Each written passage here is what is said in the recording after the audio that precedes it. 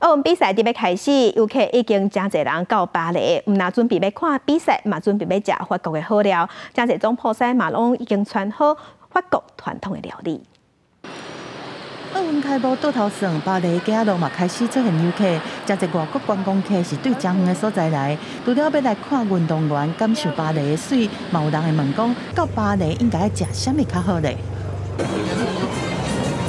服务生真有气质，甲料理送过来，菜伫面头前的就是规盘的罗梨。I do like it. Yeah, it is good. First impression? It's good. I saw a lot of videos saying the flavor was good, but they didn't like the texture.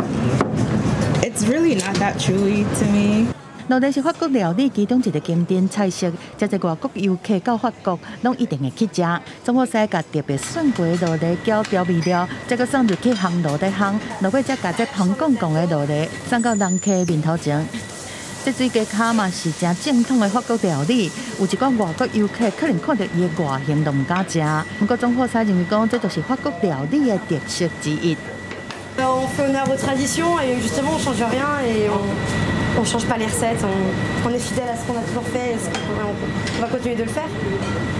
公司新闻，邱婉玲编译。